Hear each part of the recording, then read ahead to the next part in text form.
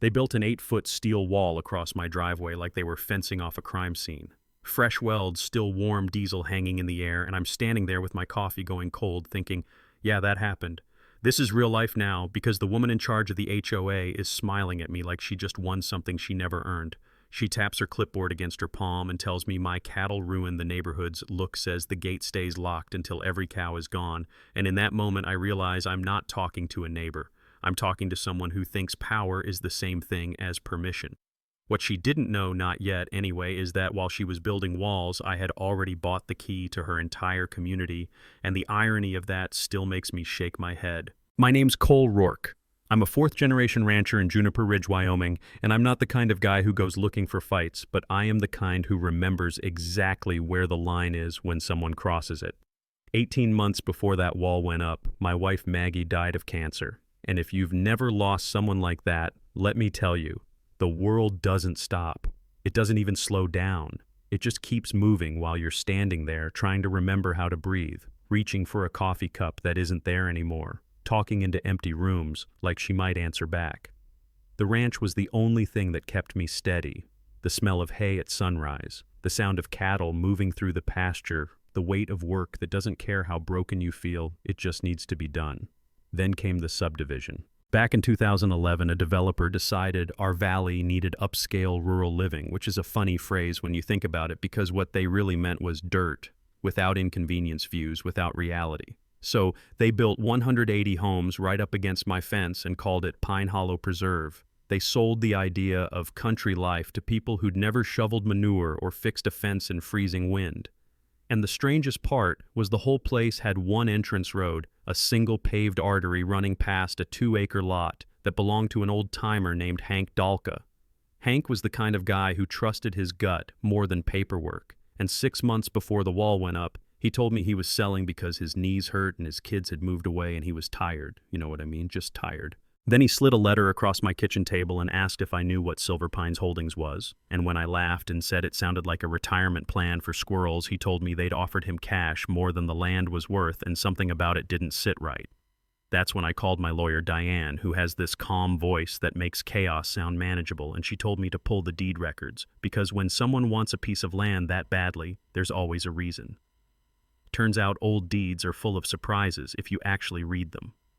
Back in the 1960s, when the county approved that road easement, Hank's family negotiated something the developer thought was meaningless later, dusty language that basically said whoever owned that 2-acre lot controlled the subdivision's access gate operations, including manual override, which meant the shiny electronic gate was just decoration and the real power sat underground waiting for someone who knew it was there. I made Hank an offer that matched the shell company's bid and added enough for him to buy an RV and chase warm weather, and he took it without blinking.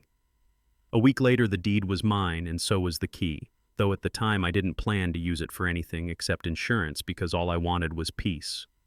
Lillian Crestwood, the HOA president, didn't want peace. She wanted control. She was the type who wore sunglasses when it was cloudy and talked about community standards like they were laws handed down from above. And after Maggie passed, I wasn't exactly spoiling for a fight, so when she started filing complaints, noise violations for roosters, odor complaints about manure on a ranch, I tried to ignore it.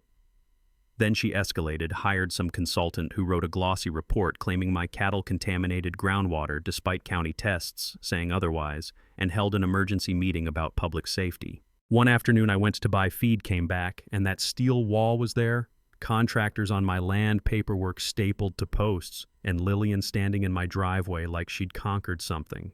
When I asked if she was out of her mind, she said they were protecting families and called my ranch a nuisance. And that word stuck because it wasn't about cows anymore, it was about erasing me. That night I sat in my kitchen staring at the wall through the window, feeling fear and anger mix into something sharp, realizing I wasn't dealing with a person, I was dealing with a system that smiles while it crushes you.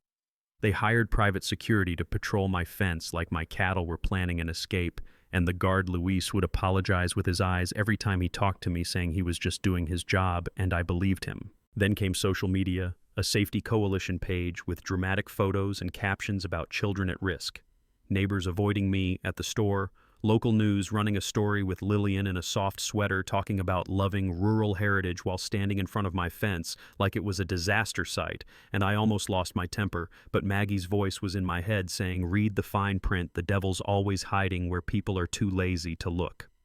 So I lived in the courthouse basement for weeks reading zoning notes, engineering reports, letters from decades ago, and I found the truth buried in plain sight. Pine Hollow was classified as rural residential, partly because my ranch was active agricultural land, and if that status disappeared, the entire subdivision could be reclassified, meaning higher taxes, higher insurance, and a financial mess for everyone. While Lillian was trying to kill my ranch, she was accidentally threatening her own community. She sensed something was wrong and started hunting for another entrance, driving the perimeter with blueprints spread across her dashboard, talking about infrastructure independence like she was planning a siege. And then she made the mistake that sealed her fate, trying to cut a secret access road through protected wetlands. One anonymous call later, inspectors showed up, shut it down, issued fines, and her confidence cracked just enough to show fear underneath. Instead of stopping, she doubled down. More fines, more liens, more threats, hiring private investigators so obvious they might as well have waved, and then one of them got caught tampering with mailboxes, which is the kind of federal crime that opens doors you can't close. That investigation unraveled everything: bribery, fraud, intimidation, her own messages spelling it out because she thought she was untouchable. I could have gone nuclear at that point, locked their gate for hours, made life miserable, but that's not who I am, and Maggie wouldn't have wanted that. Diane and I planned something simple, a demonstration 30 minutes during peak commute, long enough to teach a lesson, short enough to stay ethical. The HOA scheduled a big meeting for Thursday night, thinking they'd ram through whatever they wanted. And at 6:30, I walked onto Hank's old lot, lifted the concrete cover, slid the brass key into the manual override, and turned it. The gate didn't slam shut. It just stopped, responding quiet and absolute. And within minutes, cars stacked up. People pressing remotes, getting out, honking like the gate cared. And I watched, feeling satisfaction mixed with sadness because none of it had to happen. Half the neighborhood couldn't even get to the meeting, and at 7:15, I walked to the gate with Diane and a county engineer holding the deed, explaining calmly that I had legal authority over gate operations older than their HOA, older than their assumptions. Someone yelled that I couldn't lock them out of their homes, and I told them the truth, that their HOA president built a wall across my driveway and tried to erase my livelihood, and they deserved to know how dependent this place was on the neighbor they'd been taught to fear. The engineer backed me up, and you could see realization hit, not just anger, but understanding. At 7:20, I turned the key. Back cars flowed and lesson delivered. Inside the clubhouse, federal agents walked in while Lillian was mid-speech, and when the handcuffs clicked, it sounded final. She protested, tried to spin it, but her own words buried her, and she was led past the same gate she thought she controlled while residents watched their illusion of authority collapse. After that, the wall came down. A new HOA board took over.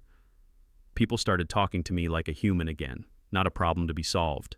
Some still say I went too far, that locking the gate was abuse of power. And I hear them because holding that key doesn't feel like victory, it feels like responsibility. But here's the question I can't stop asking when someone builds a wall across your life and uses fear and paperwork to push you out.